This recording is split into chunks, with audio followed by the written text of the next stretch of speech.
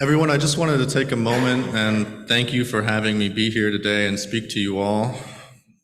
Funny thing about leading the worship team over the last year has been that I've gotten so involved in planning services that I haven't had much time to actually write a service or lead a service, so I'm happy to be back here today. I just want to take a moment to thank everyone who's volunteered their time on the worship team, our IT team, everyone who's come to our meetings, their time and energy over the last year, and everyone who continues to enrich our services today. If you can remember back to our summer services last year, our services have certainly come a long way since then. Anyway, last year, around this time, I gave a presentation called "Where do we come from? Where are we going?" And oddly enough, I did not include the hymn, "Where do we come from? Where are we going?" in that service. And I didn't do it again today. It was a sermon inspired during a time where we were quite sure that we were not going to have an interim minister for the next period of time. In fact, we were pretty sure that we were going to be a lay-led congregation for at least another year. It was an anxious time for me, especially, as I'm sure it was also for Bill Jensen, who was also planning the summer services with me last year. Having just been tasked to start and lead our newly founded worship committee, I was pretty sure that it was going to fall on our shoulders to find a speaker for every single service for the next 52 weeks. So you can imagine my gratefulness and joy when we heard that Reverend Kathy Turicki was going to join us as our interim for the next year. But in that last sermon, that last presentation, "Where do we come from? Where are we going?" I explored our over 61-year history as a fellowship, and I found inspiration in everything that we have done over those few decades. We started as a community that shared the belief that maybe faith should be more than just doctrine. Maybe faith should be about love. Maybe love should be the doctrine of this faith. It was a community of people that came together to overcome the challenges of struggling in this world alone and found the power of what can happen when we push forward hand in hand together. Like all churches, it was a community of people who strived to want to do better and do it in a community. I want to share with you a small excerpt from that presentation. Remember, this was about a little over a year ago, where I reflected upon what change meant for us as a community. I had said, "People are often afraid of something different. Different means change. Change can mean work. Change can mean conflict and disagreement. Change means that the things that we were once comfortable with are no longer there. Different can be scary, and there can be a lot of anxiety around change and difference.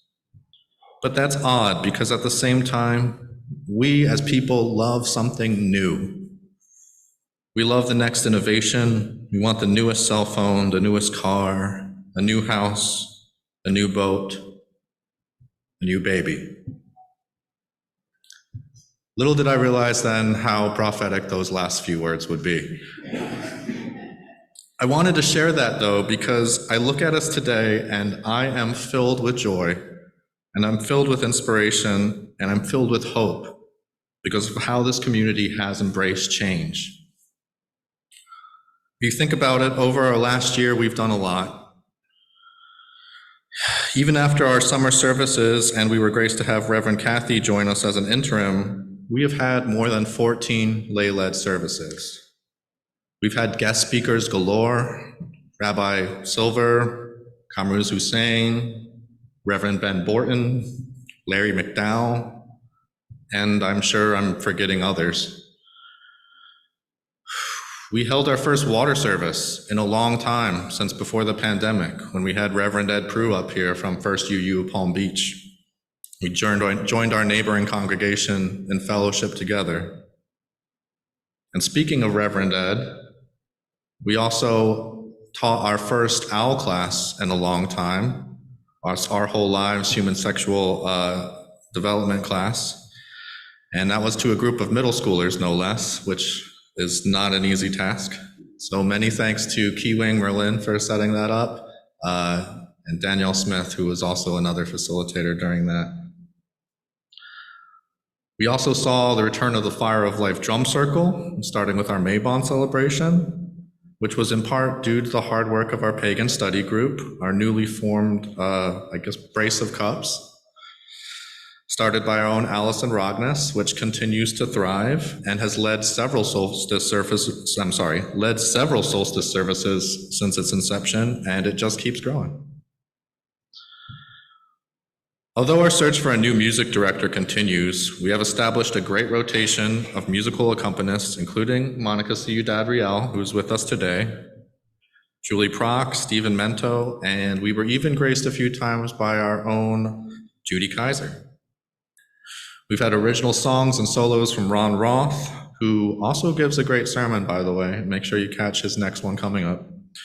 And I think we just need to take a moment of recognition for our talented musicians and wonderful accompanists, including Ron, Brenda, Monica, Julie, Stephen, all the members of our choir. So thank you all. We've had dozens of new members join, and dozens of new people who are thinking of joining. I don't know if there's any newer people in the audience today. If you can give us a wave. Some of us are not so new anymore.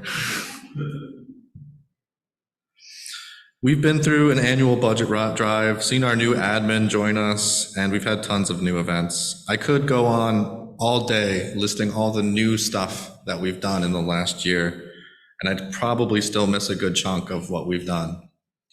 But my point isn't just to list all of the things we've done and remind you of all of the good work we've done in the last year. My point is, all of that work was done by you. It was done by our community, and it was done by our fellowship. Our fellowship has never been the church that we sit in. It's never been this building. It's never been the minister that leads us. Our community is always changing and always evolving. And what makes us our fellowship are the people who sit next to you today, the people who are joining us on Zoom, who form an intentional community, and we covenant together that love is the doctrine of our faith and service is its prayer.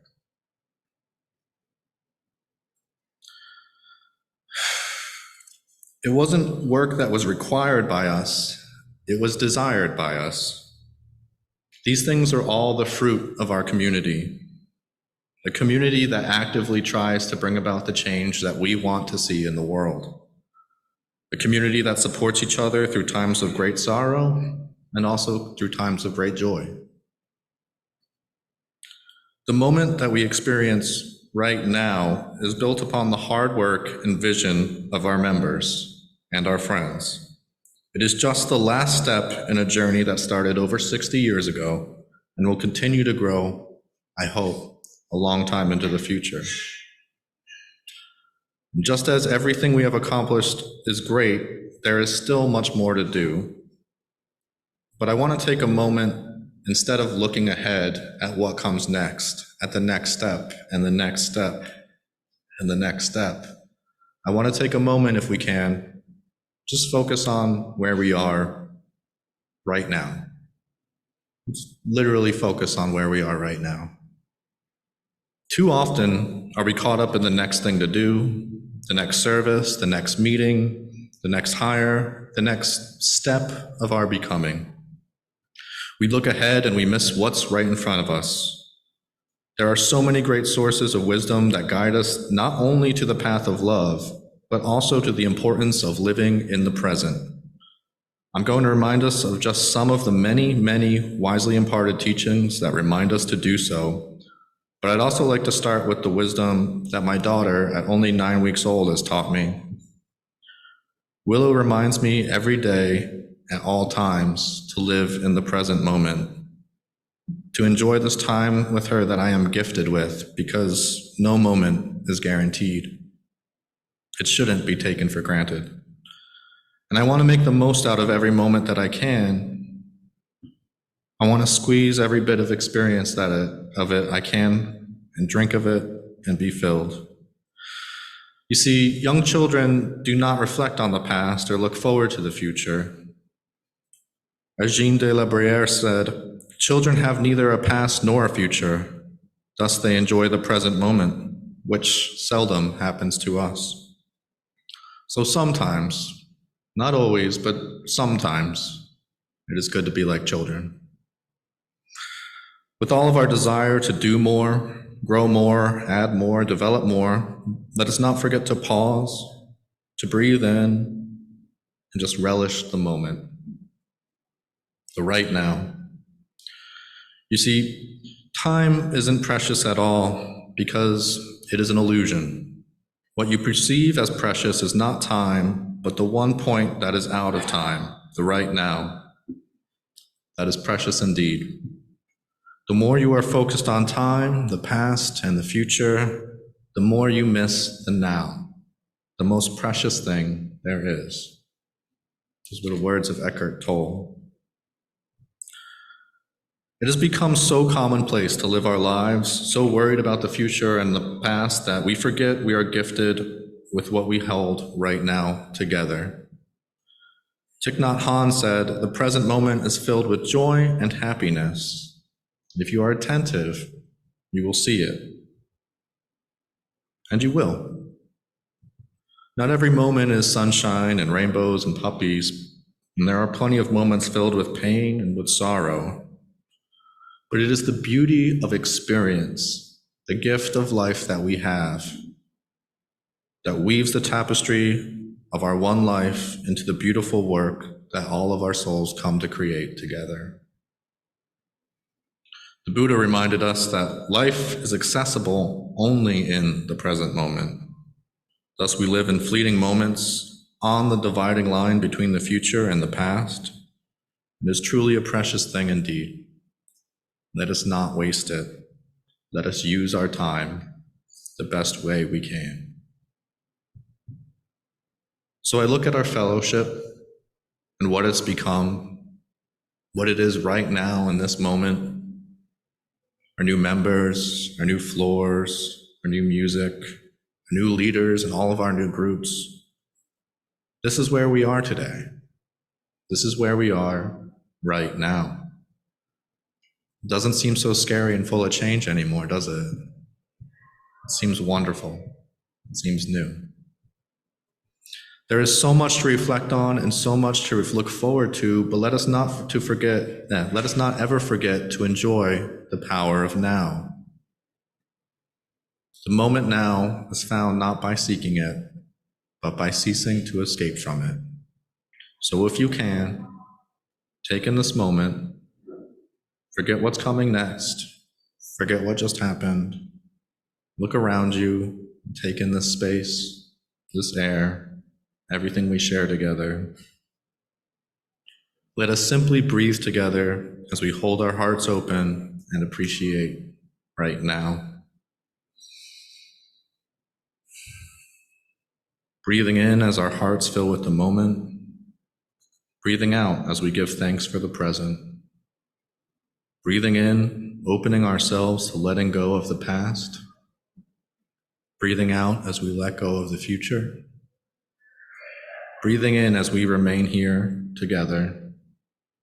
Breathing out as we enjoy the calm of being here right now. May we know our strength. May we be filled with courage. May our love flow from us into this world. Breathing in, we are the prayer. Breathing out, we are the healing. Breathing in, we are the love. Breathing out, we are the peace.